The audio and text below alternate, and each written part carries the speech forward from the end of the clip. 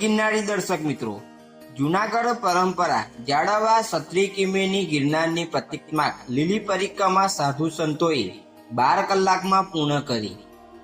જૂનાગઢ ખાતે કમોસમી વરસાદના કારણે ગિરનારની લીલી પરિક્રમા આ વર્ષે રદ કરવામાં આવી હતી। જો કે પરંપરા જાળવવા 36 કિમીની પ્રતિમાક પરિક્રમા સાધુ સંતોએ 12 કલાકમાં પૂર્ણ કરી હતી। ગઢવા ગિરનારની લીલી પરિક્રમાનું મોડી રાતે મુહૂર્ત સચવાયું।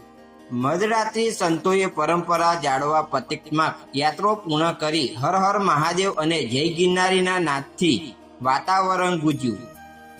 સાધુ સંતોએ કરેલી પરિક્રમાનું પુણ્ય શ્રદ્ધાળુઓને અર્પણ કરાયું। લાખો શ્રદ્ધાળુઓએ પરિક્રમા ના કરી શક્યા।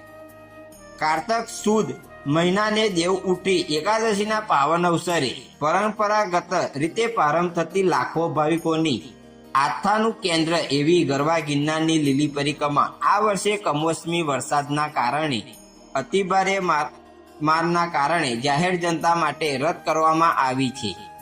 લાખો શ્રદ્ધાળુઓએ સલામતી અને સુવિધાને સચવાય પ્રાથમિકતા આપીને જિલ્લા વહીવટતંત્ર, સાધુ સંતો અને પગયાત્રીઓને સૌ સંપિતથી આ કઠિન નિર્ણય લેવો પડ્યો છે।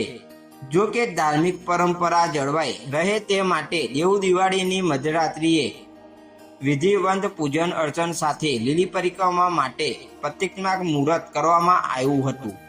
ત્યારે મધરાત્રિએ સંખ્યામાં સાધુ સંતોએ પરંપરા જાળવવા માટે 36 કિમીની ગિરનારની પ્રતિજ્ઞા લીલી પરિક્રમા 12 કલાકમાં પૂર્ણ કરી હતી। હર હર મહાદેવ અને જય ગિરનારીના નાદથી ગિરનારનું વાતાવરણ ગુંજી ઉઠ્યું હતું।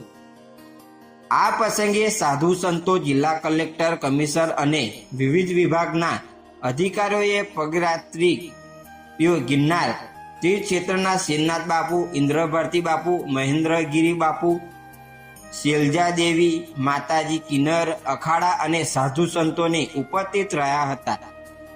તો બીજી તરફ પરિક્રમા રદ કરાઈ હોવા છતાં મોટી સંખ્યામાં ભક્તોનો ઘસારો ગિરનાર તળેટીએ જોવા મળ્યો હતો।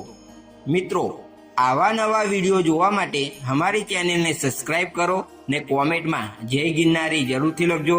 હર હર મહાદેવ।